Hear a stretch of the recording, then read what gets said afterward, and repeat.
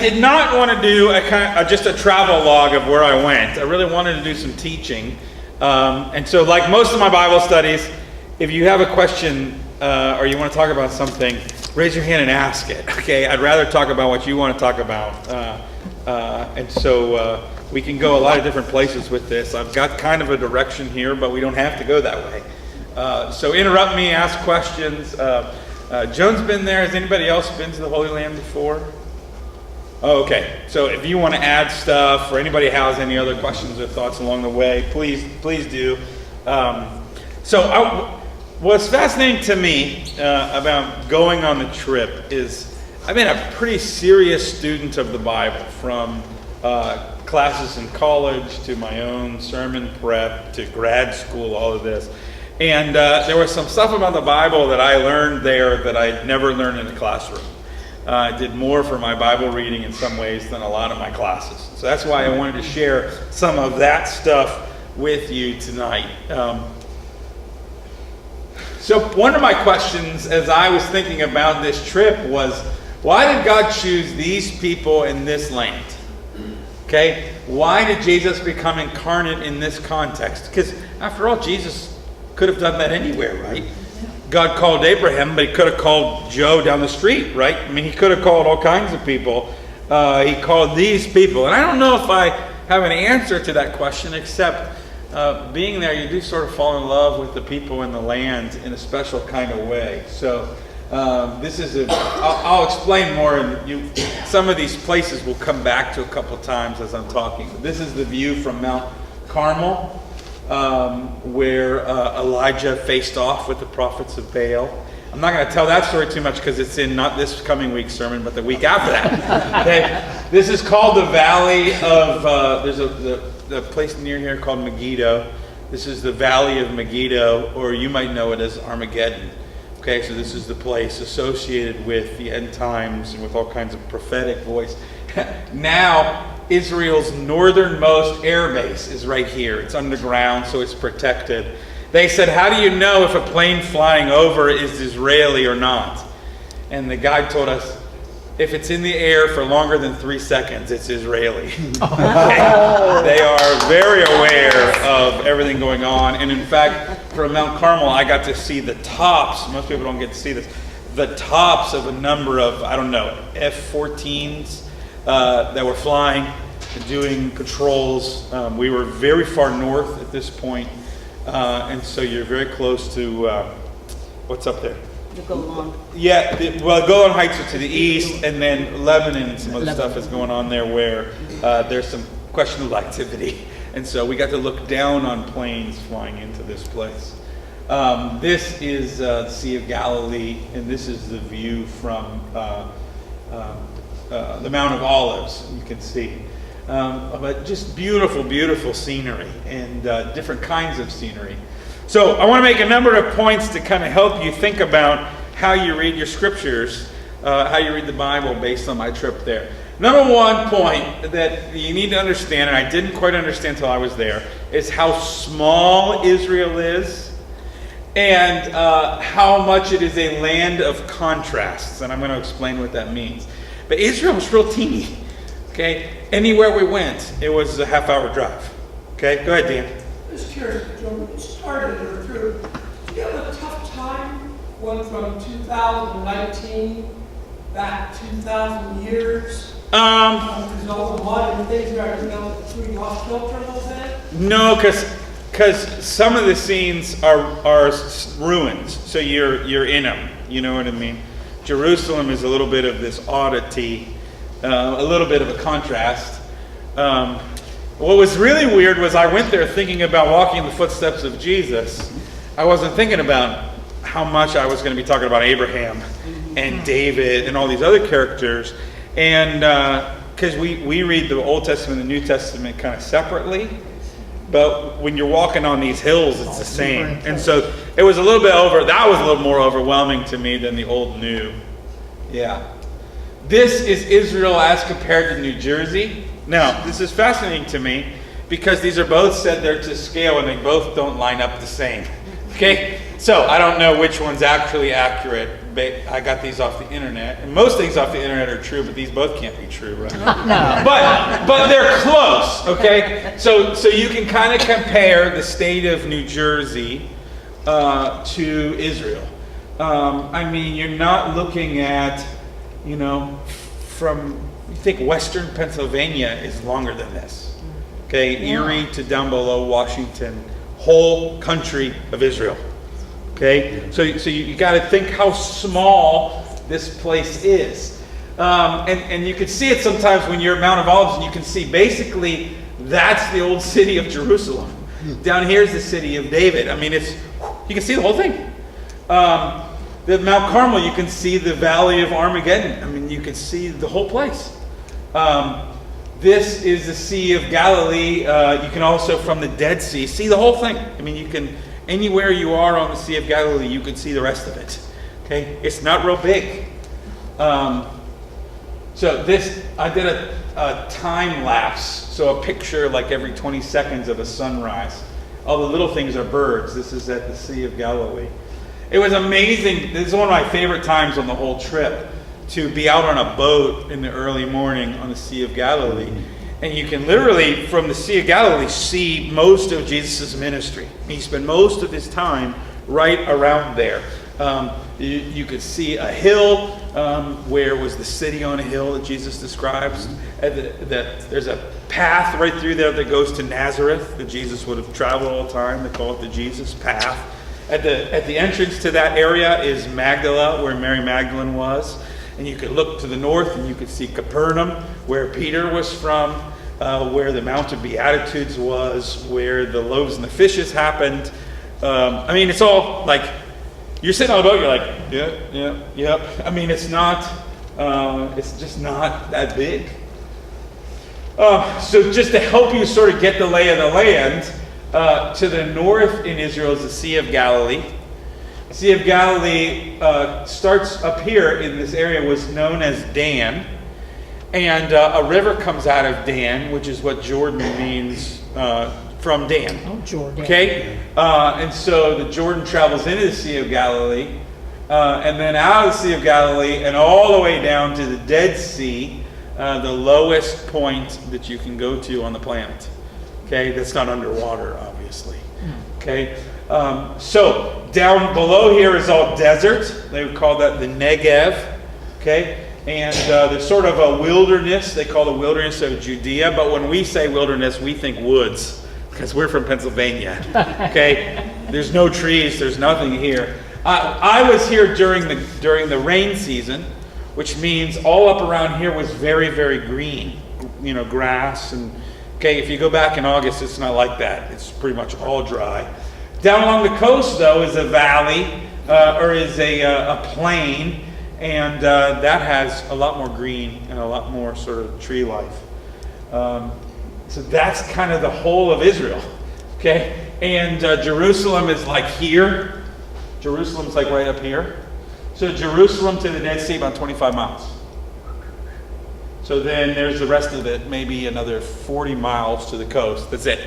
That's as wide as Israel is. And if you actually look at a map, Palestinian territory goes way over here and then cuts back to Jerusalem, and then over here cuts back toward Jerusalem and then way over here again. And so Israel's only about 10 miles, something like that, 15 miles wide right now. So the topography is interesting. I'm going to pass this around. My dad bought one of these in Israel, and I thought it was so cool, but I thought it would break. So from Israel, I bought it on eBay. And a company in Missouri sent it to my house in Pennsylvania. It was there when I got back. Wow. This is a topographical map of Israel. Okay, and so you can actually feel the contours of the land. And it shows it to you in a way that I thought it was so cool to actually see the land. But this is how Israel is. It's this amazing sort of topography. Here you go. Jerusalem is 2,474 feet above sea level. Tel Aviv is 16 feet above sea level. Tel Aviv, this is Tel Aviv. See that's the Mediterranean Sea. Okay, so the city just sits about 16 foot above the actual sea. That's ocean. Okay, The Dead Sea is 1,388 feet below sea level. Okay, so that's 60 miles between them. And the Dead Sea is only about 25 miles, I'm sorry, that should say Jerusalem. Jerusalem is only about 25 miles from Dead Sea. So my ears were pumping like crazy the day I got in the Dead Sea in the afternoon, and we slept in Jerusalem. And so that was, I mean, who's my math people? 3,000, getting close to 4,000 feet of elevation on that 25 miles. Okay, your ears are popping like crazy. They said at the Dead Sea, you don't need as much sunscreen because there's so much atmosphere. You're much better protected from the sun than at most beaches because you're so low. This is the Dead Sea. So there's me getting in the Dead Sea in a foot of water. It's really weird. The ocean has 3 to 5% salt content. Okay, Salt Lake City, or the Salt Lake in Utah has about 12%. Dead Sea is anywhere between 30 and 40%. So when I got out where the water was over my head, and I just bobbed like a bobber. You physically can't sleep, or can't sink. I about fell asleep floating in the water. Okay, but that's so low. You understand that? I mean, that is so low. There was a bar there that was called the lowest bar on earth. You're supposed to get a drink at the lowest bar on earth. It was closed. We were so disappointed. Anyway, so there's all this topography, a huge change in climate too. So this is Tel Aviv. This was the view outside on my balcony the first night we got there. It's a beach town on the Mediterranean Sea. Okay, that could be Florida, that could be the Bahamas, that could be all kinds of places. Okay, beach town, everybody's running. Okay, I wasn't there much during the day, but just north of where we were, there's a beach town. Okay, this is the Mount of Beatitudes, very green and lush. While we were, this is Qumran in the desert. This is my dad at the Western Wall. What do you notice about the picture? Yeah, raining. He's in a coat and a raincoat because it was 40 degrees that day. It was like 42 degrees, so we were chilly, and it was raining that day. And then this was really funny. At our hotel on the Tiberias, they trucked in snow from a mount, what is up there? Mount Tabor, it's just north of there. Okay. Tabor. I can't remember the mountain. Anyway, there's a snow-capped mountain about 25 miles north of there. They trucked in snow because there were people staying at the hotel that have never seen snow before. Oh. So you understand the flow of that. Not even 25 miles north, we have snow on a mountain. I'm at the Sea of Galilee, it's all lush and green. Maybe 30 miles south of there, we're in the desert. Okay, some of the mountains even had multiple climates on the same mountain. You'd have desert on one side, and you'd have kind of lush green on the other, same mountain. Go ahead, Dan. Were there many people up there, Jordan, as far as tourists with you? This is off season, and so some of the places were a little bit busier. There was like, tours kind of go the same places. I mean, you do your own tour, but you hit kind of the same spots. So for around the Sea of Galilee, we were with this group of like 4 buses from like Taiwan or something. Oh, yeah. So we were scheduling around them. Our tour guide was like, well, what time are they leaving? Well, we're leaving 20 minutes earlier than they are. Because so it just depended. Okay, Jerusalem's always kind of a hop-in town. Tel Aviv's a really modern town. I mean, it's, but it was a lot less busy this time of year.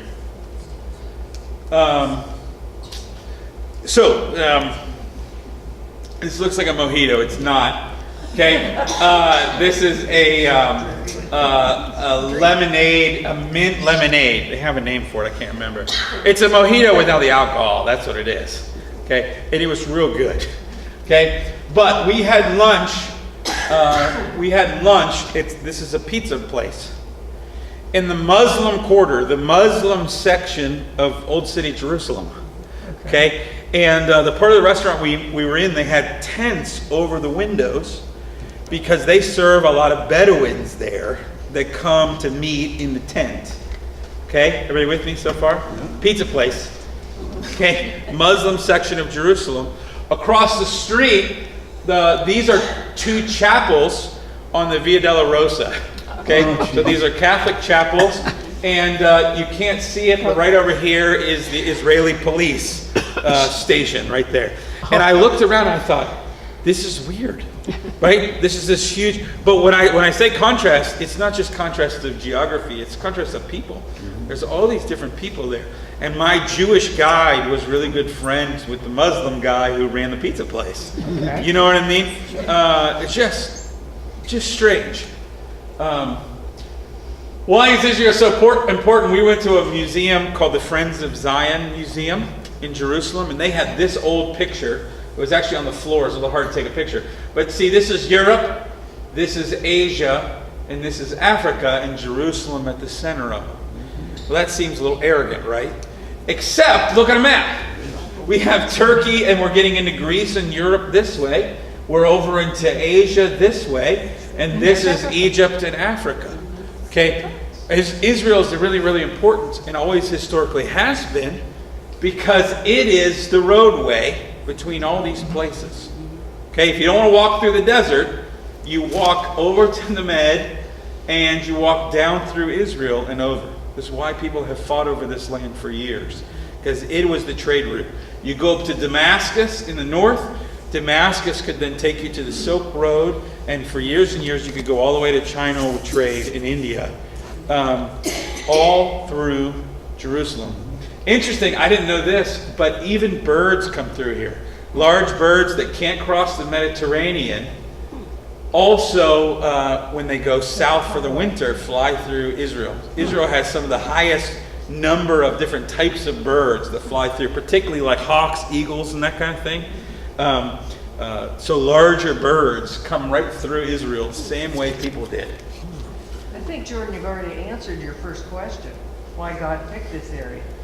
Well, and if you turn around and read the Gospel of Acts, the book of Acts, what you're going to find is one of the reasons why the church moves the way it does is because of its strategic location. Okay, and why does it happen at Pentecost? Why does Jesus die at Passover? These are important dates where Jews from all over the place would come back here. Okay, but why does Babylon and Assyria and Egypt and Rome and all these places want this land? It's strategic, you know what I mean? And when you go through there, you kind of understand that that was the gateway between all these places. Okay? So, point number 2. Everybody okay? Questions? Keep asking them. I'd rather answer the questions of what people actually are thinking about. I was interested, or at kind of this aha moment, that these were real people. You can read the Bible and think of them like movie characters and like sort of fake. And I don't know if you've ever met somebody who was like famous, or you kind of idealize, and then you met them and they're like, oh, like they wear pants too. You know what I mean? You're like, oh, I was at a sports complex and we had Magic Johnson came in once to talk to a group of kids in the area. And Magic Johnson was just a guy. Like he was really tall, but he was a guy, you know. And I don't know why that was amazing to me, or it kind of shocked me, but I think it was helpful just to think about this being real people. So this is Caesarea, and a couple important things here. You had a number of places. You had Roman theaters. We call these a lot of times amphitheaters. That's wrong. Ampha means twice or double. Okay, so if it's round all the way, that's an amphitheater. If it's only one side, it's a theater. They found these all over the place. Theaters would be for shows and concerts. Amphitheaters, they would be for gladiators, for battles, for that kind of thing. Okay, so this is Caesarea, and named in honor of Caesar. And Herod had a palace here. Herod the Great built a great palace here. And this right here on the Mediterranean Sea, that was his pool. He had a very deep pool. It's sort of worn down since then. And they had a racetrack here for chariots. And kind of interesting because Paul, when he was arrested, was taken to a cell that's right over here, right behind my dad. And Paul was probably put on trial here in this same theater. They've sanded it down. They still use it for shows today. Same theater. They've sanded it down and fixed some of the stuff up. If you can't tell, but there's handicap spots that were not there in the first century. Okay. So this is our guide Shlomo. He was fantastic. He's standing next to a thing they found in this area. I think this is actually a replica that mentions Pontius Pilate. There was, for a long time, historians said, well, there's no record of this Pontius Pilate anywhere except the Bible. He must not be. But just a couple hundred, I don't know, 60 years ago, they found this and said, oh, no, Pontius Pilate's listed somewhere. We have evidence. But so they had a pool, and they had a place to stay, and they had entertainment. We got to go to a place called Nazareth Village. Did you go to Nazareth Village? Nazareth is where Jesus stayed, right, where he grew up. But it is so grown in now that there's not much church stuff related there. And the traffic's so bad it's hard to get to places. Okay, but about a half a mile from the old town of Nazareth, there is this thing called Nazareth Village that Messianic Jews have set up to be like a village from the days of Jesus. And so you can walk around, and there's sort of actors that'll kind of be there and show you some of the pieces that how things work. This is a giant olive press that's working. They actually do some of that work and have olive trees there, so you got to see kind of how that process would work. But it's neat to see. Okay, yeah, there's a real person, and they would have had to make stuff, and here's how they would have made it. Pretty cool. On the site that they did this, they found a grape press. So grapes, you have to squish with your bare feet. You can't use shoes, and because if you break the seeds in the grapes, it ruins the product. But the human foot is just cushioned enough that you could squish. So there's this flat section, and then there's a little groove cut into this hole where the juice would come out and would pour down into here, and then you could go on with the process. They found it here at Nazareth Village. Interesting, because if Jesus lived a half a mile from here, chances are pretty good that he would have come over there and helped out as a boy in the village as they were doing that process. Picking grapes, stepping on the grapes, some evidence that Jesus may have been there. And they didn't know that when they were building the village. They just found it. These are real people. Beit Shean was one of my favorite places. Beit Shean is this old city, a Canaanite city, and then a Jewish city. When King Saul, he had 2 sons died, and he was injured so badly that he fell on his own sword. He committed suicide so that he wouldn't be captured. The Philistines, when they found he and his sons, decapitated them and hung their heads on the city of Beit Shean on the walls. Okay, gruesome story, but dates this city back before 1000 BC. Okay? There was a Roman city then later, around the time of Jesus, built at the base of this hill of Beit Shean, including a theater, including what they called a gymnasium, which would have been like a YMCA almost. So there were hot baths, and there were like wrestling and athletic activities, except unlike the Y, there were side rooms where gentlemen could hire a lady. That doesn't happen at our Ys, but it did happen in a very, very liberal Roman society. Yeah, I don't want to, never mind. Okay? But this was like a big aha moment. Did you know what these are? Bathrooms. Yeah. That's a toilet, yeah. When you have a theater, and you have a theater that can hold 5,000 people, and you take a break, they got to go somewhere. Okay? And so there was kind of a trough underneath. And I don't know why this was a big aha. Yeah, men's and women's, by the way. Okay? Now, by the way, when you read the Bible, and the Jews don't really like the Romans, it's not just because of their occupation, it's also because of their ethics. Okay? Jews would never stand for this. And to have this in their territory was not pleasing to them. I mean, you're seeing right here a very important piece of the Gospels. Okay? Because people are upset that the Romans are there. Okay? But I don't know, something about sitting on a 2,000-year-old toilet for me. Like, all of a sudden these were real people. You know what I mean? Not just movie characters, they're real people. And I haven't been able to read my Bible the same since. There's a Bible story with a toilet in it. Did you know that? Oh, yeah. Baal. Yes, there's in the Judges, there's a king that is killed by Jehu. Remember this? And the English version says he is sitting in his portico, open area, and someone sneaks in. And they checked him for his sword, but he's left-handed, so his sword was on the other side. And he stabs him, and then the English says, and the dirt came out. Just so you know, that's a metaphor. And that's one of those that has never been preached about and never made it on a coffee mug ever. Okay? These are real people. Jordan, how did they get those columns back then?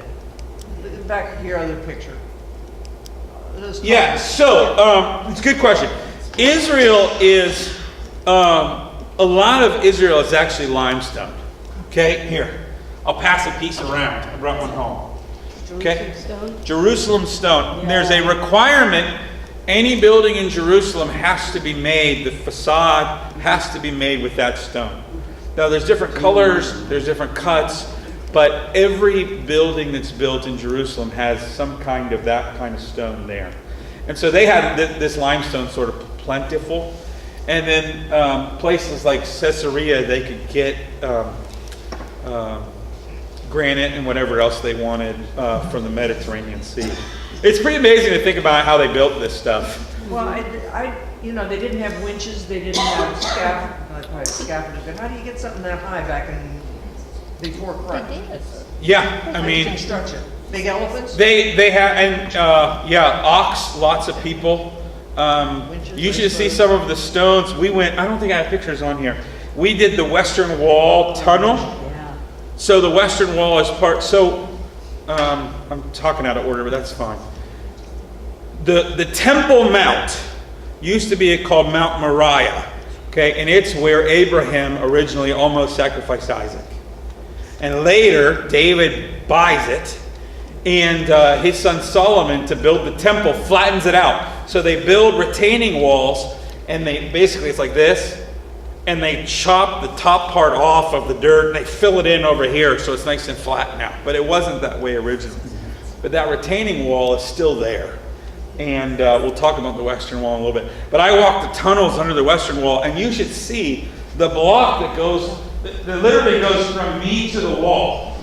Okay? And it's over my head, and it's ridiculously deep. I mean, tons and tons and tons of weight.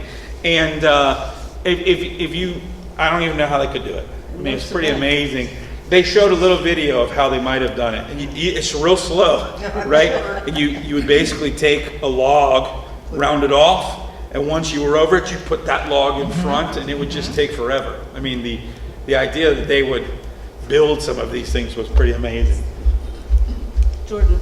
Yeah. One thing that surprised me when at Bet Shean was they said the archaeology people, that was all covered with dirt as high as that city. The mounds of earth that they had to dig through to get down to all that was astounding. Yeah, and part of what you ought to know is there's been a big push in the last, since Israel became a nation. Okay. 47. 48. There's been a big push to try to say that Israel's history is BS. Okay, that they weren't really there, that they don't have any kind of claim to the land. Yeah. And so Israel has taken very seriously archaeology. Okay, and for instance, there's a lot of archaeology that's been done just since 68 when they got more of Jerusalem to prove a lot of this stuff, because what they understand is they need to prove the history. And I'll show you some other stuff later, but they're surprised as they're finding that a lot of that's true. They're able to verify a lot of it. But a ton of effort goes into that kind of stuff. Okay, so a couple of things I didn't know too, and you can track with this on some of these sites. Okay, when people build, well, number one, they build around water. Okay, you got to have water. Okay, sometimes they go to great lengths to get water to the places they want to live. Okay, building sort of trusses and getting the water to run where they want it to run. And a lot of times, water comes, the same geological stuff that makes mountains is also the stuff that exposes and makes springs. That's why springs are a lot of times towards the bases of mountains, right? So a lot of times you'll find these cities that are high, which is great because they're defendable, and you've got a water source close by normally. Okay? And so the other thing that then happens is when you destroy a city, where else are you going to build a city? Typically on top of the old city. And you'd use some of that stone that's already there and you build new. But what's fascinating, some of these locations, Megiddo, Joppa, some of these cities, what they find is they can find 24 to 26 layers of cities. Okay, so they go down, they can actually dig, and part of the city of Megiddo, you can see where they left. You know, they sort of stopped here, and then they went to the next level, went to the next level, and it looks like stairs. And all it is different cities from different eras. Okay? So you'll see some cities disappear and some expand. So Jerusalem is huge. Nazareth has blown up. Beit Shean, there's really nothing there. There's a little town near there, but not in the same place. Point number 3, kind of interesting that sometimes the geography actually helps tell the story. So this is Mount Carmel, where Elijah faces off with the prophets of Baal. Okay, there's been a multi-year drought. And part of the drought in the scriptures is because the people are worshiping gods other than the one true God. Okay? And when they go to worship Baal or any of those other gods, they typically go up on the mountains to do it. If the gods are up, you go up to meet them. And then you burn sacrifices so the smoke goes up to where they are. Okay? Elijah goes and faces off against these many prophets of Baal and other prophets, and gives them all day to pray to their God, and they sing and they shout and they cut themselves, they do all this stuff trying to ask their gods to burn this wood that's on the altar. And if you know the story, when it's Elijah's turn, he pours water over everything, gets everything soaking wet, calls down fire and calls to God, and fire from heaven comes down, and the rain comes. And from here, over in that direction is the Mediterranean Sea. Okay, so if rain was going to come, that's where it's going to come. Okay, and what's strategic about this position is if Elijah does this, and you can imagine this flame come down, okay, everybody in the northern half of Israel on a clear day can see this. Okay, this is a major statement to everybody in Israel about who the one true God is. This is not a light statement. This is a major statement. This was a hazy day. Okay, the guide said on good day you can see this mountain, you can see that mountain, you can almost see Jerusalem behind that other mountain. Part of the story is this mountain and this view. Okay. Jesus talked in his Sermon on the Mount about a city on a hill that cannot be hidden. Mm-hmm. Absolutely anywhere that you are on the Sea of Galilee, you can see this hill, Mount Arbel. Okay? Did you go up Mount Arbel? Did you go up there? I didn't go up. I want to go up there because the view is supposed to be amazing. We didn't get to go. Okay, this is Mount Arbel. Okay, down below Mount Arbel was the city of Magdala, where Mary Magdalene was from. I'll show pictures of that later. Water basically covered that city. So they didn't even know there was a Magdala until they started building a hotel there a few years ago. They found all this old ruins, and then lo and behold, it's Magdala. Okay? But when Jesus says a city on a hill can't be hidden, he's probably talking about the city that used to be on Mount Arbel that you could never hide. From everywhere, you would be able to see that city. Okay? See, it's kind of an interesting, a city on a hill can't be hidden. But when he said that on probably the Mount of Beatitudes, everybody looked over at Mount Arbel. He had appointed. Mm-hmm. Okay? The Mount of Beatitudes itself, this is the church that's in that place. It's multi-sided. 8 sides for the 8 Beatitudes? I think it's 8. But this hillside here is where Jesus probably spoke. If you look, these are nets. I can't remember what plants grow here, but they net everything so the bugs don't get them. Okay? But if you see, there's a road down here. When a car passed on that road, we could barely see the car and we could hear it. Okay? And so our guide said that he's had groups spread out here. You could fit several thousand people there, and you can talk at the bottom and everybody can hear you. The guide we had was really good. He did like a 7-bus tour with David Jeremiah from TV. I mean, the guide we had was really, really good. And he said David Jeremiah, they put all like 6 or 7 buses worth of people on the hill, and David Jeremiah could stand down and read without yelling, and everybody could hear him. Okay? Why do you think Jesus taught there? You kind of wonder, how could Jesus talk to 5,000 people, not including women and children? There's a couple places here he absolutely could. There's another cove they call the Cove of the Sower, where you could easily put 5,000 people on the hill, and if you push the boat out into the water, they could easily hear you, echo right up to them. This is the Chapel of Dominus Flevit. This is the chapel representing Jesus weeping. This is meant to look like a teardrop. Okay, and then these are meant to be old style burial jars. They bury the Jews bury in an interesting way. Okay, what they would do is wrap you in Jesus' time. They would wrap your body up and let you decay, and then they would gather your bones into a smaller jar or box that would be made. So in the Old Testament, when it says David was gathered with his fathers, okay, that's literal. Okay, they would have laid him in a tomb, gathered up his body, his bones, and then put them with his father. Anyway, by the sidebar, you can generally date the age of someone who has died in ancient graves in Israel because of the size of the boxes. Like if it's small, you know it's a child. You know what I mean? If it's big, you know it's probably a grown man.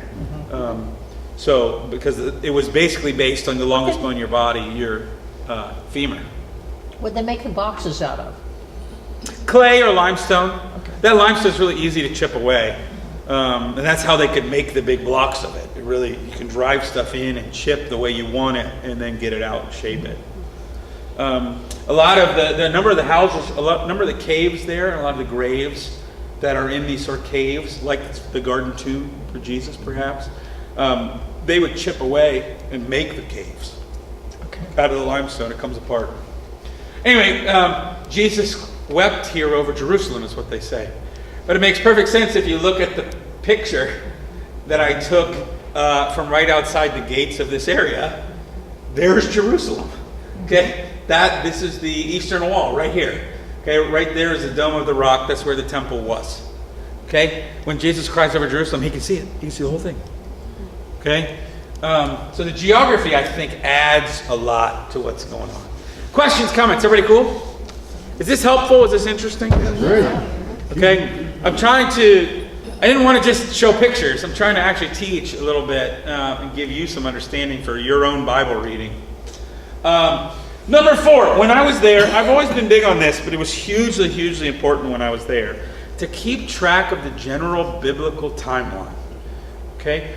Whenever you read the Bible, I suggest you take a moment to remember where in the Bible you are. Okay? Because there's this big, long story, and you're jumping into the middle of it, and you got to kind of figure out where that was. And I found myself sort of flooded with that when we were there, because we'd be in multiple ones.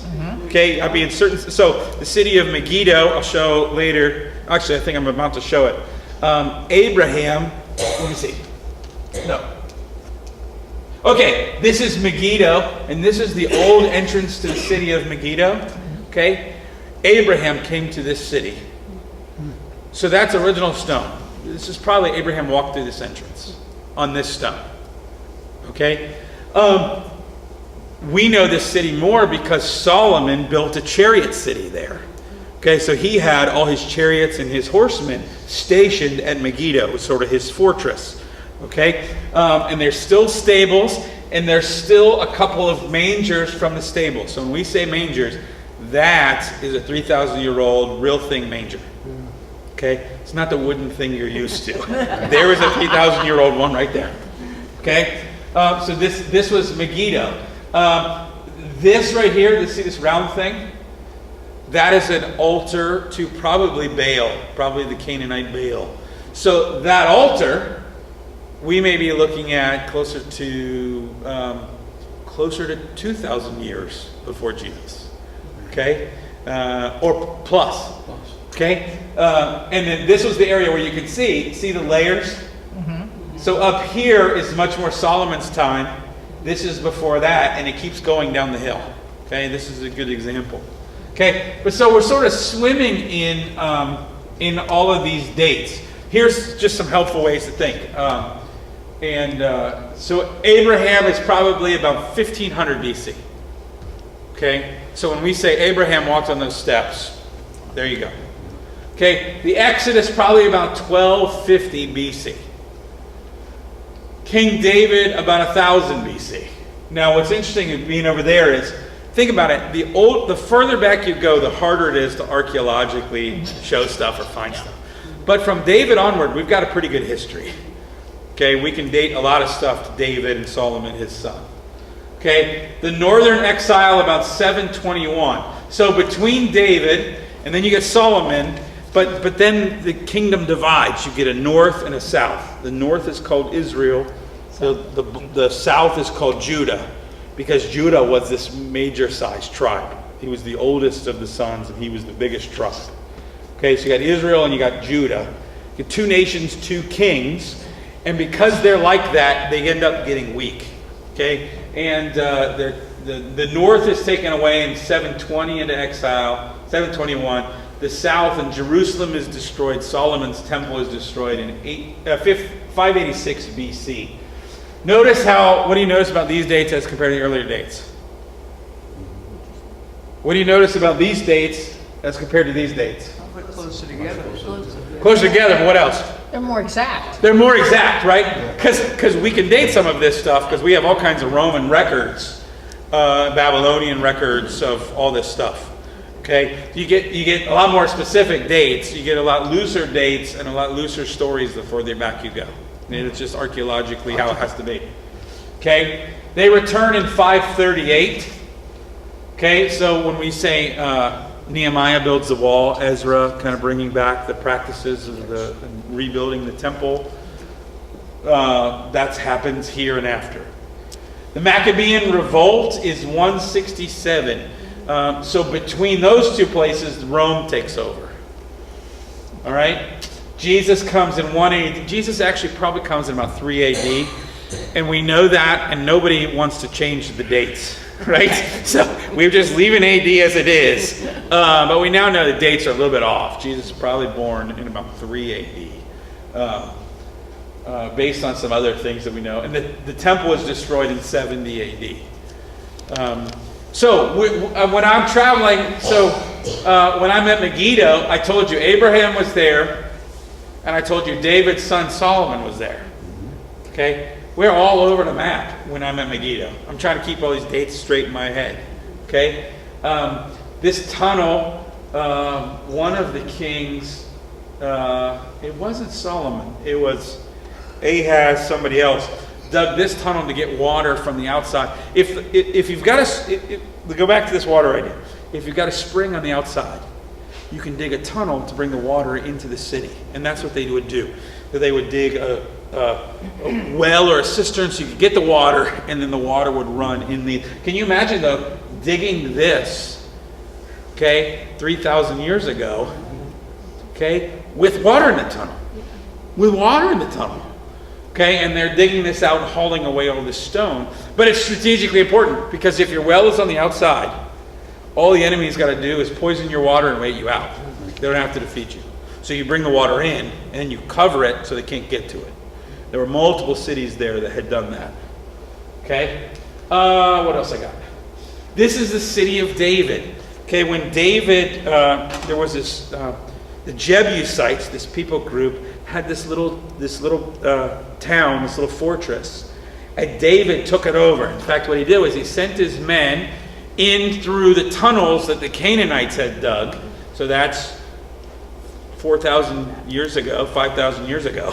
Okay, these are the tunnels now. Okay. Okay, there's us, there's my dad and I. We walked the tunnels, the Canaanite tunnels that people had chiseled out. Nice. Now they have lights and they have like sidewalk on the floor, so they're flat. So that's the city. So we're walking through the Canaanite tunnels, and then eventually Hezekiah cut new tunnels to bring the water in to a closer spot. You can walk those tunnels too. It's just cold water in the winter. It's waist-high water. I mean, it's neat waist-high water. So like youth group trips love that. You go through all these tunnels in the water. We had several people who didn't want to go in the tunnels at all. But so this is the city of David. So you're looking at a Canaanite tunnel that his people used. Okay, and it's long for them to do that without lights. They don't have electricity, by the way. They don't know the way. They got to find their way through these tunnels and sneak up in and attack. So amazing to think about. And David then bought the hill above that place that was then called Mount Moriah, where his son would then start to build the temple. See, these dates are swirling. So the new waters that Hezekiah built, okay, the new tunnel that you can still walk, goes to this pool of Shiloh. And these are the original steps. And you can see there's dirt there now, but this used to be a much larger pool. Jesus one time healed a blind man and put mud in his eyes, and he told him to go wash in the pool of Shiloh, or the pool of Shiloh. Okay, it's the same pool that Hezekiah moved. Okay, because this is fed by the same spring that was used well before David's time. So you understand what I'm saying? When you're walking through, you're like, oh my goodness, I can't, how do I, we're in like multiple millennia here, you know? But kind of neat to think about. These are Nehemiah's walls. They did some work in the old city of Jerusalem and found the old walls to the old city that Nehemiah rebuilt. And they left a section exposed. Okay, so think about all the time periods that these walls have seen. Jerusalem has seen wall after wall after wall built. So it's a little bit hard to keep track of all the walls, in fact. This is the western wall. So this is part of what Solomon built. The temple is up here. When you see Jewish people praying and they're putting in their prayers in the wall, it's right over here. Okay? But there used to be an archway that went right here that was for special guests to the temple would come in this way. And when the Romans destroyed the temple in 70 AD, they were so mad at the Jews in 70 AD that everything of the temple got thrown over. Okay, nothing got left. And so this was all buried. And as they've now dug, they discovered this archway. Do you see this? This was the road. This was the main road. There would have been stores, little shops on each side. And you can see the dent where they pulled the archway down.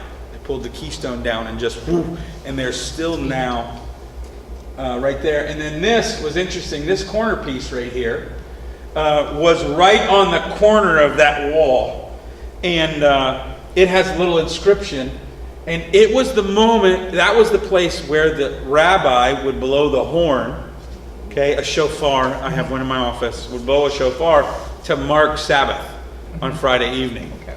And they didn't know that this existed, but they found it, and it marks, I can't remember what the Hebrew says there. It's something like the start of the next or something, and it's the place where that person would blow the horn. So you're sort of swimming in all this, and then that's not to mention all the stuff that happened after 70 AD. And when you go to Israel, you're looking at history, but you're looking at not just biblical history, okay? Because this place has been taken over multiple times, several times, particularly a couple of these early Muslims and a couple of these Turkish empires just came through and destroyed all the churches, okay? So a lot of the churches you see are Crusader or later. One exception, by the way, let me see where I'm at. Okay, one exception, by the way, is the Church of the Nativity, Okay, because the Syrians came in there to destroy it. They were destroying all the churches, and they left that one because when they came in, they looked at the wall and saw 3 Syrian people with Syrian names on the wall. The wise men. The wise men. So they didn't tear it. So the Church of the Nativity is one of the oldest churches that you can go to in all of Israel, because they left it up because of the wise men. It's kind of fascinating. Okay, some places had multiple meanings too. This is the tomb of King David. Okay, everybody see this? So this is where King David's remains are buried. Okay, this is where they customarily say is the upper room, where Jesus had the last night with his disciples. This is obviously rebuilt. Okay, and also they say this is the same upper room of Pentecost. Now, biblically, I'm not sure about that one. I got to do some more research on that, but traditionally that's what it's held. What do you notice about this? Let me go back a slide. It's the same building. I had no idea, but there's a tradition that says that the upper room was over the burial place of King David, which is super fascinating to me. I don't know where they get this. It's like I came home with this big list of things I want to research. Okay? But symbolically, for Jesus to have his Last Supper over the grave of King David on the night before he goes to his own grave is wicked fascinating to me. Okay? So what I'm trying to say is these timelines, right? When you read the Bible, you got to keep track of them. And I'm way more aware of it now that I was in Israel and trying to figure this out on the fly. Okay?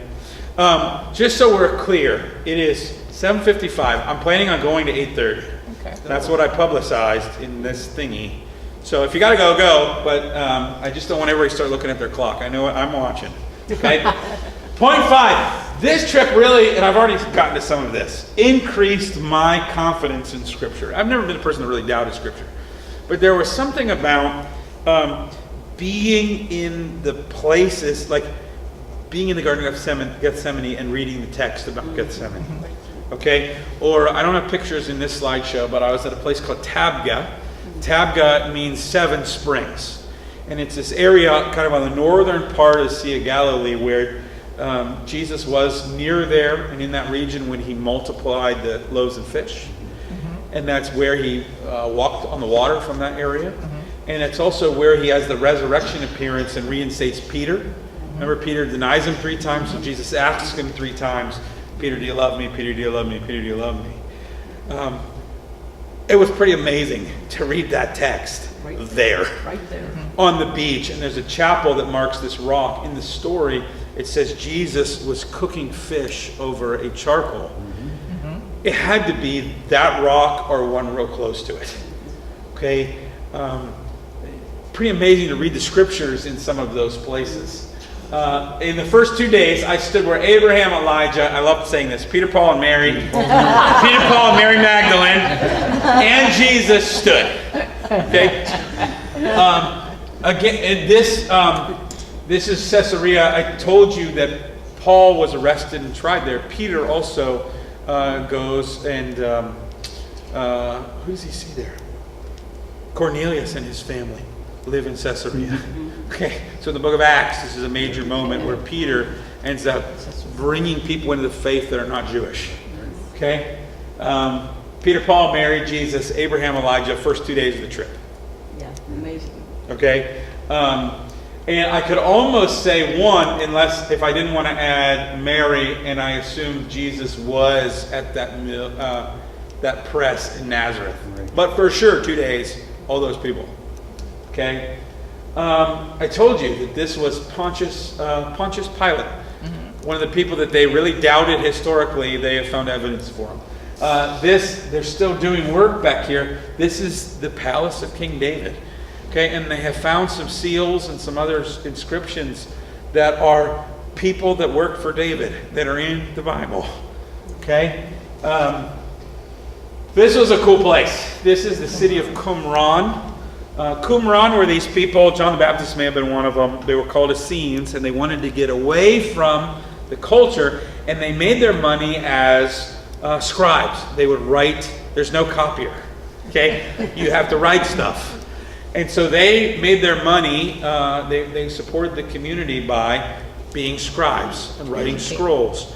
And the scrolls, whenever you wrote God's word, you had to ceremonially clean. So you would go into what's called a mitzvah or a mitzvot. It's a ceremonial bath. A lot of times you would go in one set of stairs and then you would walk out another set of steps. Or there'd be a line down the middle. So you would walk in one lane and walk out another. Great symbol of baptism. And at the southern part of the temple, there's a whole ton of them because everybody would have had to have bathed to go into the temple. And it was cool to stand there because, in Acts, thousands of people are saved at Pentecost. And they all go and get baptized. Well, where does Peter take them? There's not rivers there, you understand? There's not like a lake. Where does he go? He goes to the ceremonial baths. He almost had to have gone there. There's no other place he could have gone. And they're still there. Okay? Qumran is where they would go to, so they would bathe and then they would do the scrolls. And when we think of scrolls, you guys understand scrolls, right? The whole book would be on one big scroll. But it wouldn't be one piece. Number one, you couldn't get an animal that long to have that kind of piece. The other thing is, if it wasn't perfect, you had to start over when you wrote the scripture. Okay? So you don't want to be like in Isaiah 53 and be like, oops, right? So what they would do is they would write individual pieces on, normally it would be like goat skin. Okay? And then they would sew them together. Okay? And they made their money like that. In 68, in 69, when the Romans are obviously having trouble with Israel. Remember, when did they defeat Jerusalem? 70 AD. Okay, these Essenes, who don't live very far from Jerusalem because they did their business over there, said, we better get out of here. Okay, they went to a place called Masada. Okay, about 15 miles south of there. This was Herod's Fortress. It had plenty of water. It was also some of Herod's storehouse, so it had tons of food. How many of you have seen Masada, the movie, or Peter O'Toole, or you know the story? We didn't get to go to. You went up Masada? Oh, yeah. The cable car was down. Oh. They were doing maintenance. We didn't go up. But they went and hid at Masada. It took them 3 years to finally break into Masada. They had to build a ramp to get people up there. What would happen is there's a snake path that goes up like this. We didn't have time to walk it. I wanted to.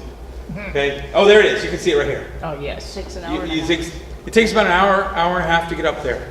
And so what would happen is the Romans would get their gear on, they'd get their swords, they'd get their shields, they'd walk an hour and a half, and they would be easy pickings for whoever was at the top, right? So they had to build a ramp, and actually the people, rather than be captured, and rather than have these soldiers that were 3 to 5 years away from their wives get a hold of their women, they all killed themselves.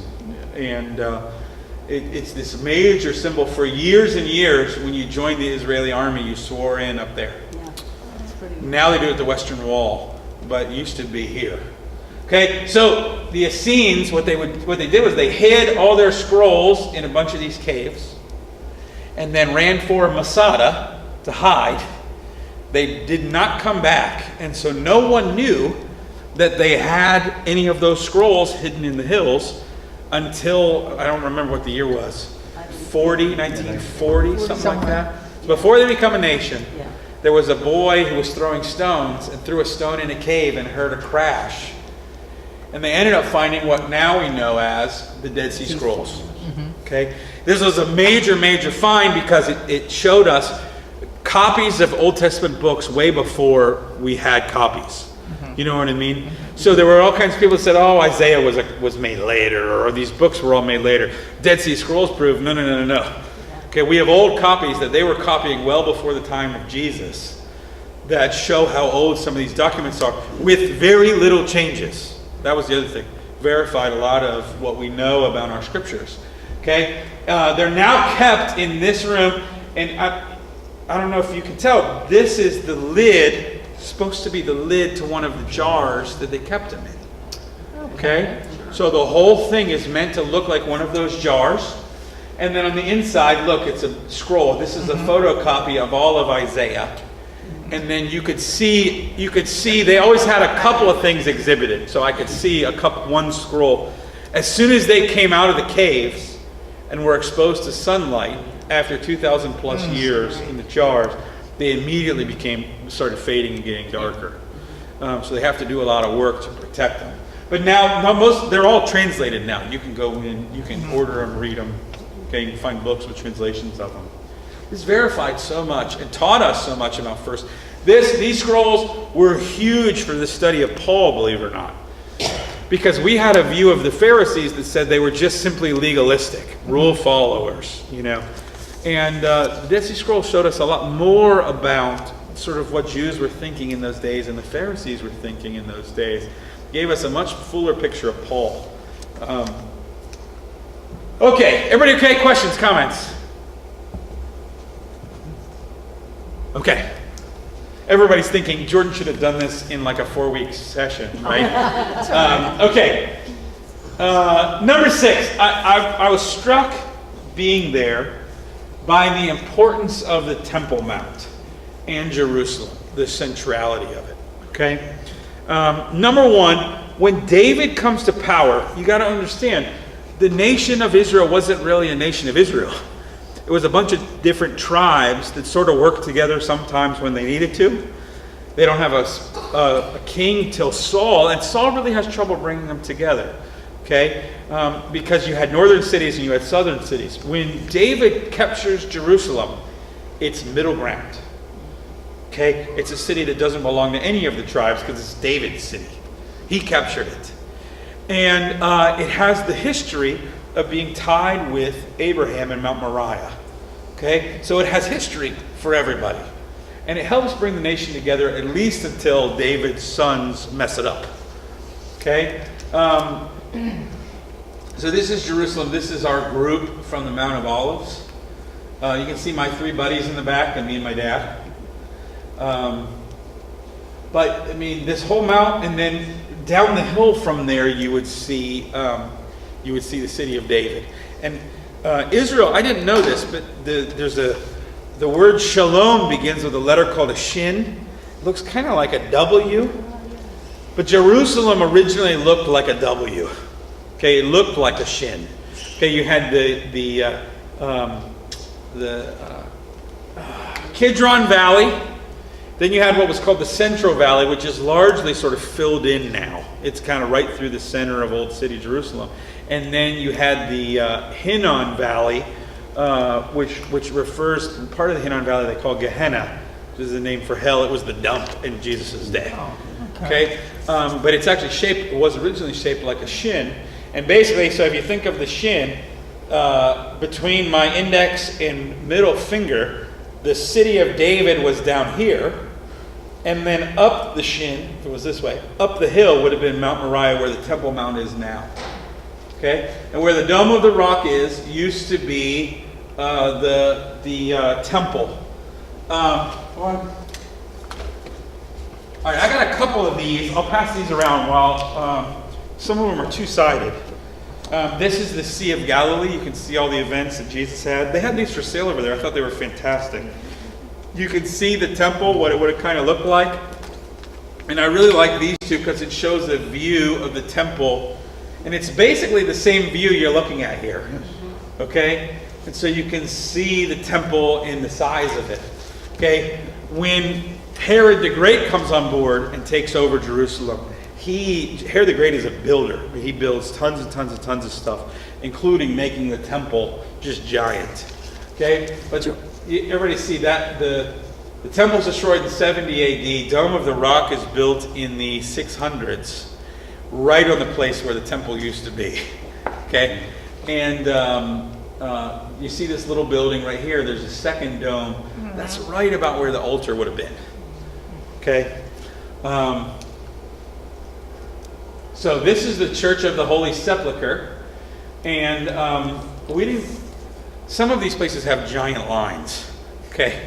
And so we didn't get to go in we didn't actually wait. There's a cave there that is one of the 2 places that could be where Jesus was buried. And we didn't wait the 2 hours to go see it. But we saw part of it, and you can't see my friend in this picture, but he's down below. There is a groove in the rock. This church is built on this sort of rocky area. There's a groove there where a cross would have neatly fit. And so you can kind of get under there and put your hand down in where the cross may have been. We don't know. The Via Dolorosa and all of these sites are much, much later additions to Jerusalem. In fact, the Via Dolorosa comes out of the Stations of the Cross in Europe. Okay? The Stations of the Cross don't come out of Jerusalem. No. These sites in Jerusalem actually come out of the Stations of the Cross. People were in Europe trying to re-walk the paths that Jesus took. Dan and I have talked about it. I think I would love maybe for Good Friday or something here for Easter to have Stations of the Cross that you could walk around. If you haven't done it, and a lot of Protestants haven't, it's really powerful just to sort of walk the story with Jesus. We got to walk part of it, and we could have gone back and just didn't quite get to all of it. This is the stone. This is the stone where in that church they say Jesus was laid and wrapped for burial. And then in this area is the cave. You can go down to the cave where Jesus may have been buried. But I show you this because there were some great murals. This is one big mosaic. I couldn't take a picture of it all. I had to go 1, 2, 3. There's Jesus being taken down off the cross, laid on that stone, and then put in the tomb. But notice this picture. Okay? What's this story? Abraham and Isaac. Abraham and Isaac. Remembering that's the same mountain. Jerusalem has all these walls. A lot of them are later additions, but it's kind of fun to go see the walls. I can't see. I can't read it. This is the Jaffa Gate. This is the Lion's Gate. Some of the gates are because of where they go. Jaffa was off to the west, so the Jaffa Gate is to the west. Damascus is to the north. The Damascus Gate is to the north. You have the Southern Gate, which is not there anymore. And then you have this really important gate, which is the Eastern Gate, or anybody know what else is called? Golden Gate. The Golden Gate.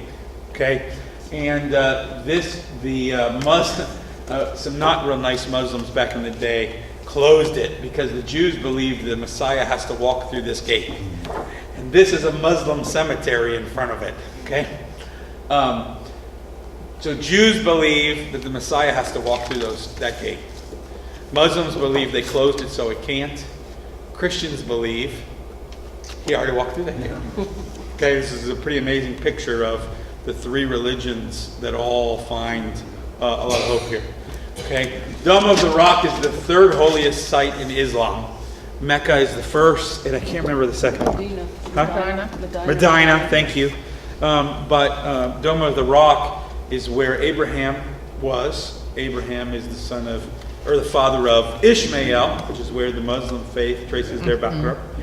And also, Muhammad had a dream there related to that mountain.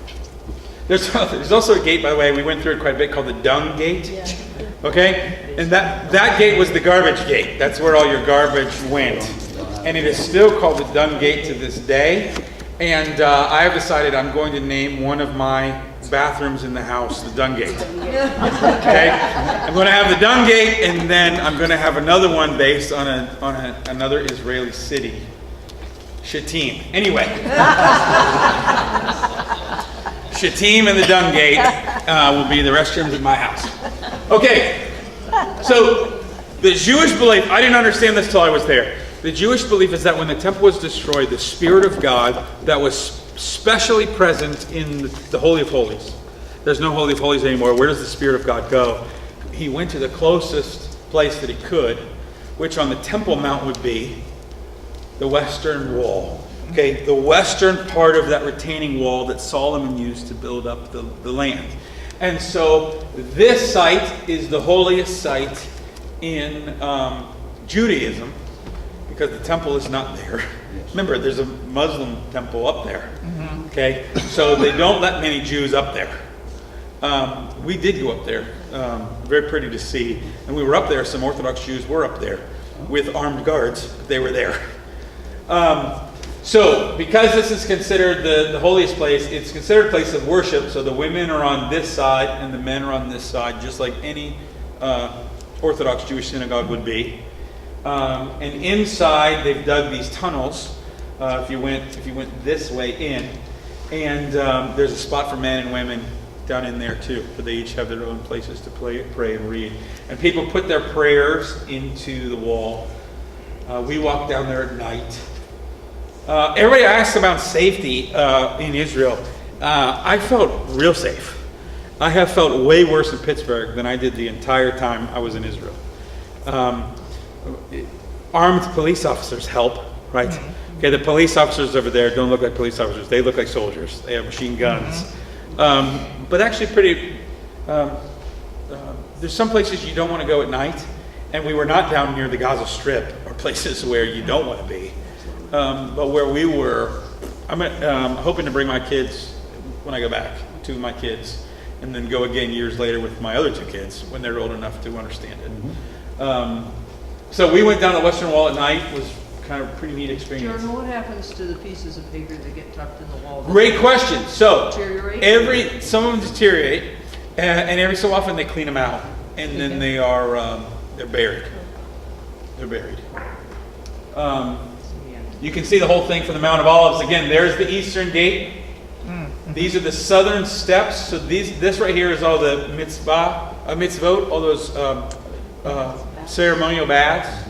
Okay, so Jesus, we went to the southern steps. They were setting up for a concert there. It was kind of weird, but actually it was a concert for those Taiwanese bus groups that we kept bumping into every day. Those are the original steps Jesus would have walked up to go into the temple multiple times. Go ahead, Carol. What kind of places would you stay? Jesus stay? Oh, no, there's hotels everywhere. Regular hotels around, would you think of it? Yeah, modern hotels. And you can get very, very, very nice hotels, and you can get very, very, very crappy hotels. And they got it all right there. I'll show you pictures of my hotels at the end. Okay, because it's on here. There's the Dome of the Rock. It was gorgeous. It was gorgeous. And this is a fountain that was added in the 1400s, but it was another piece that it's just gorgeous. Again, this was about where the altar was. So when I saw Orthodox Jews up there, they had armed escorts. Okay, it's Israeli police and then a high-ranking Muslim official that runs up there. Okay, so talking about all this fighting. Okay, the most fought-after place, the Jews and the Muslims are working together to keep it right. Okay, so but the Orthodox Jews did not walk near this, because they're not quite sure where the actual Holy of Holies was, and they wouldn't walk past. What they did was they walked around to where that eastern gate was and prayed. And I guess that's a fairly regular thing for Orthodox Jews. I didn't know this either. What percentage, I'll ask, what percentage of Israel do you think is religious? Oh, very little. Very little. Yeah, all of Israel, Muslim, Jews, Christians, only about 30% are religious in any way, shape, or form. Yeah. Okay? And then back down from there, like when you think Orthodox Jews, or you think like really extreme, very into it Muslims, and I don't mean extreme in like a radicalized sort of sense, but very traditional Orthodox Muslims, Orthodox Jews, very, very small population. Okay? I was just surprised to hear that. And so that's always interesting when they get into debates about the Temple Mount. Okay, Orthodox Jews think they want to worship here. They want to kick these Muslims out. Okay? Most Israelis don't really care. They'd rather just have peace. Okay? And so most of the fighting you get is between extreme Muslims and extreme Jews, actually. Okay? So several years ago, my guide was saying that there were a number of stabbings over in the Muslim quarter. He had groups through that whole thing, because all the stabbings were of Orthodox Jews walking through. And most of them were walking through loudly praying and sort of making a show. It was like a big deal on both sides. There's never been a tourist hurt in Jerusalem. Never been a tourist killed in Jerusalem through all this. Okay? That's not the target. And most Israelis, and frankly most Arabs who are not necessarily Muslim, we use that word improperly, most of them don't care. And most of them aren't a problem. Get along. There's the Eastern Gate. I already talked about that. Okay. Questions? Everybody cool? I'm actually doing good because I only got a couple more slides and then I'll answer questions. Okay. I've been thinking a lot. So I've been thinking a lot about the importance of Jerusalem and Temple Mount. And when you read the Psalms, there's so many Psalms about Jerusalem and Temple Mount. But I guess being there and seeing the importance of it in history gave me a different perspective on that. I'm thinking about that more. And I've also been thinking about what it means to walk in the footsteps of Jesus. I got to be baptized in the lower part of the Jordan, by the way, is like a creek. Okay, I'm on the other side. We swam across. I could almost walk back. So only one little stretch where I had to swim. This is on the northern part of the Jordan, right near the Sea of Galilee, which is probably not where Jesus was baptized. Jesus was probably baptized down towards the Dead Sea, but that's like the Jordanian-Israeli border, which means there's all kinds of fences, there's all kinds of security measures, and you don't really go to the Jordan down there.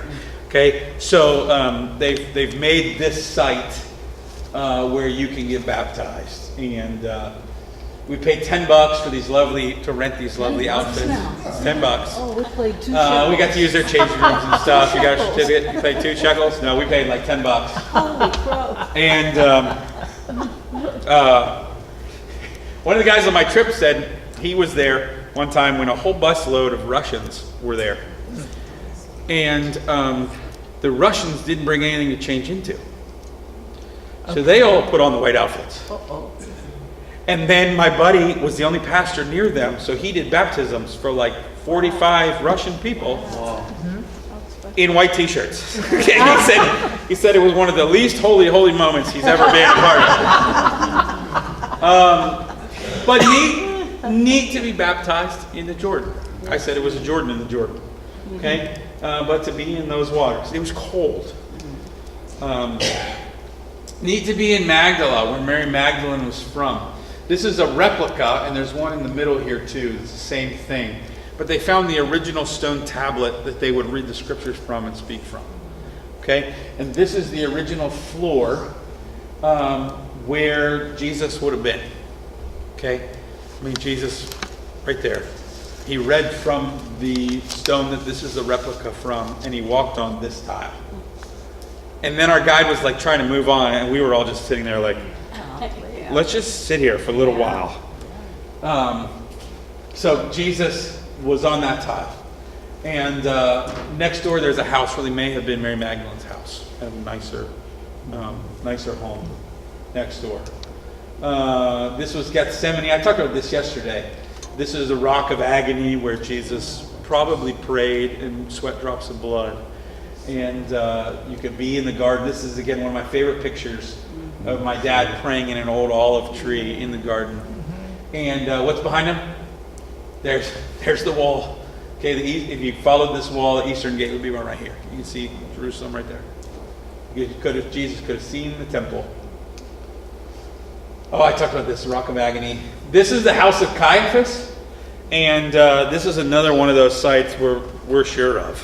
Okay, that when Jesus was arrested, he was taken here and falsely tried at Caiaphas' house.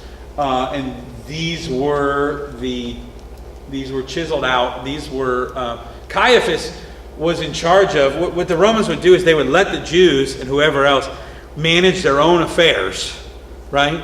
And then if it got serious, then the Romans would take care of it. So this is exactly how Jesus' trial went. He gets a Jewish trial, and they want to kill him, but they're not allowed to do the death penalty, so they send him to the Romans. Okay, so Caiaphas had a prison in his basement. This is the prison where Jesus would have been. There's a kind of a lower spot, looks like a well, that they say Jesus was lowered into. Some people say that was a later addition. I'm not quite sure. But definitely these tombs and that building are original. There's a church built on top of it. The church is actually really dedicated also to Peter, because of what happened outside of Caiaphas' house. He denied him 3 times, hence the rooster. And there's a rooster on the top of the church, so you can see it. Okay? By the way, this mountain is called Mount Zion. Okay, so you read about Mount Zion, that's part of Jerusalem too. These are the steps to Caiaphas' house. And so we can track in the gospel story, Jesus walked these steps multiple times. Okay, where was he arrested? In the garden. So he probably was brought around and up these steps. And then he would have taken these steps up into the city to be tried and then to be crucified. They blocked off the steps because people were taking them. But a couple of the top ones, when I took this picture, I'm actually standing on the couple steps that are these huge blocks you couldn't take. That Jesus walked. That we know the night he was betrayed on his way to the cross. On the way to being sentenced to the cross, he walked on those steps. This is the garden tomb. This is found much later, and there's a lot of debate about whether Jesus was buried where the Holy Sepulchre is, or whether he was crucified and buried here. It was in the 1800s that an English general found this. You can see the eyes and the mouth to look like a skull. He was crucified near a place called the Skull, Golgotha, okay, Calvary. So they think that maybe potentially he was buried here, and they found a tomb in the same garden. Jesus he's got to die, and then he has to be prepped for burial before sunset. Okay, sunset's at 5. They would have cut things off, so they don't work after 5. He dies at 3. We know from the gospel accounts, which means he got 2 hours. Take him down, get him wrapped up, get him in a tomb before the sunset, and then you would come back on Sunday after the Sabbath to finish the body. Which means the tomb and the cross have to be super close. They can't, and so probably he is crucified somewhere in a garden. And this now is not inside the Jerusalem walls, but then it would have been. Okay, Holy Sepulchre now is, but then it wouldn't have been. The text says he was taken outside of the walls to be buried, or to be crucified. So he may have been laid in this very tomb. You're not allowed to take pictures in there, so don't tell anybody. You didn't? Okay, Well, that's good. and they told you you're not supposed to take pictures Oh, I had a inside. bunch of them. Well, so do I, but you're not supposed to. She didn't So this is understand. my dad. They have built up. So this is later addition to save the tomb. It's very strange though. There's a bus parking lot right next to this wall. Okay, and I was like, this is stupid. Like all these buses are parking right next to where it was not. But then what the guy said was, he was buried like that. It wasn't like a holy place. Yeah. And when they crucified you on the road so everybody could see you and be reminded that Rome is in charge. Okay? So when he said that, I was like, oh, that's okay. Interesting. Well, what is neat is the Holy Sepulchre is so built up, right? That you don't get a feel. It was here that you get kind of goosebumps. This is true. Because you can imagine this. Okay, historically, I don't know. In fact, I'm kind of doubtful of this. But you can imagine it much better here. Jordan, I like the stone that they had. I don't see it here, but it was that big round stone in the rut there. And, when we see a stone in our minds, you think of all kinds of multi-sided big old rock. But this stone, it just sort of rolled in front. Yeah. And that made it more You visual. can see there's a groove here. Yeah. And they added a stone. Yeah, They didn't like have a the nice original stone. stone, but they added a stone so Yeah. you could see the kind of stone that would have rolled in place of the tomb. And you would need a bunch of people to roll it out of the way. But Yeah. remember, you would have had to sometimes, right? You don't just close it off because you got to add Yeah. to the family. And in a year or so after someone dies, you got to go back, gather the bones to put them. Okay. They do that differently now in Israel, but then that was the practice. Okay, but I was thinking about this. Remember, we know this song, right? We've been standing on holy ground. Holy ground. Like, I was so amazed to stand in the places where Jesus was, right? And there was kind of an awe and an inspiration about it. And as I've come home, it's been like, wait a minute. My theology says that Jesus is with me. My theology says that Jesus is, whenever 2 or 3 are gathered, how many are we right now? Yeah. Well, we're past 3, Yeah. right? That where we are, Jesus is in some special way present with us. Right.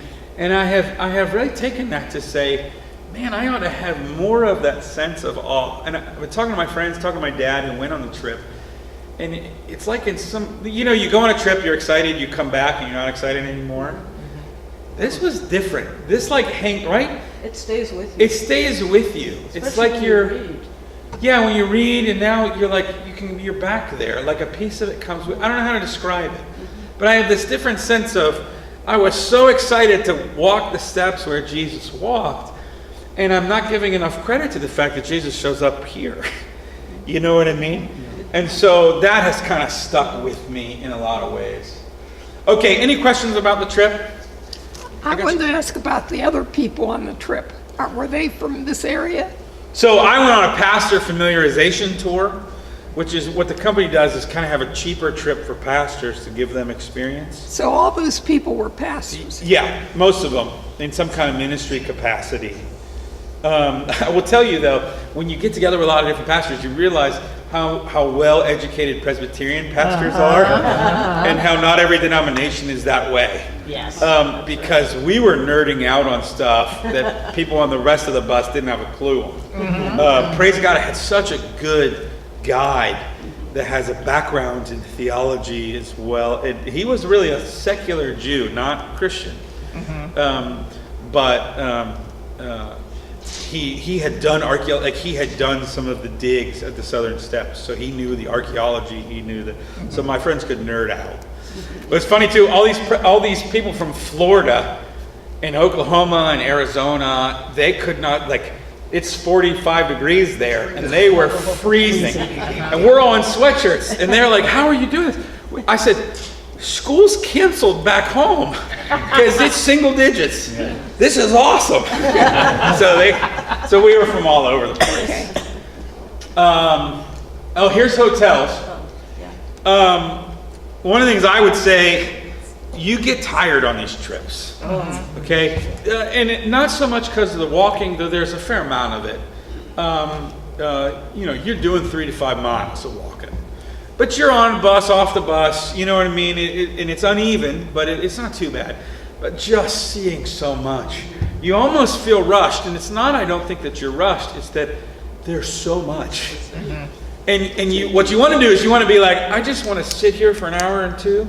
But if you did that, you'd miss so much other stuff. And so we were strategic, and a couple of times in the Garden of Gethsemane, on a boat on the Sea of Galilee, we sort of paused to worship and talk and debrief.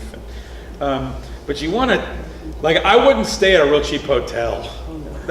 You got to be, we didn't stay at, you could stay at hotels twice this expensive. But you want somewhere where you're going to be comfortable, where you can crash, where you can eat a good dinner and then crash. So we stayed in pretty nice hotels. The Dan Panorama and the Leonardo Plaza, if you want to look them up, and if I do get to lead a trip, I'm probably going to stay in the same places or someplace very similar. For meals, you did lunch and dinner in the hotel, which was a fascinating experience in itself, by the way, because all of the servers are Arab. Okay? All the servers are Arab, and many of the people staying in the hotel are Jewish. And many Orthodox Jews, they can't do work on the Sunday, so they stay in hotels for the Sabbath, so they don't have to cook. Okay? But a lot of Muslims and a lot of Arabs and a lot of Christians are also at the same hotels. So dinner is this really fascinating experience. And you hear about how much fighting is over there. But at dinner on Saturday, okay, you had Orthodox Jews bumping into Muslims, bumping into Christians, and we were all just trying to get food, okay, and interacting, and it was actually kind of a neat experience. You don't have meat and cheese in the same meal because it's kosher. So at breakfast you normally had this amazing cheese spread, and then at dinner you didn't get it. You got meat at dinner, and you didn't get any meat for breakfast. And a couple days into the trip, I'm like, I want bacon, but you can't get bacon anywhere.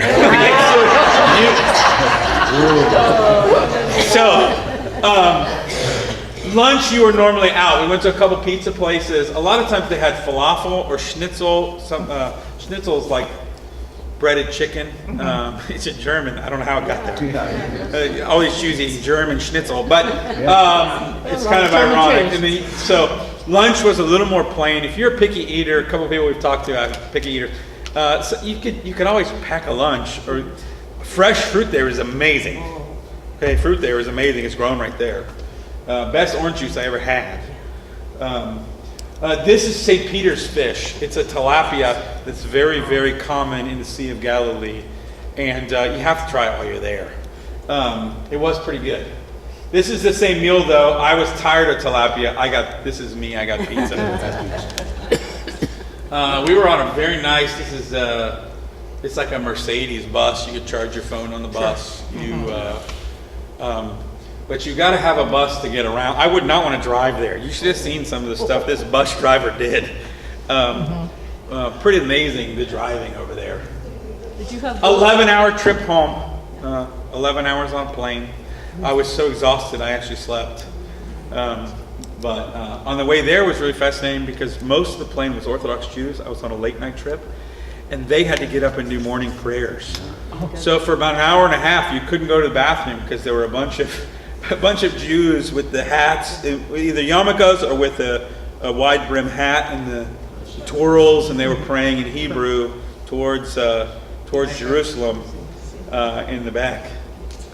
Okay. I've done what I want. I'm out of time. I'm just a couple minutes over.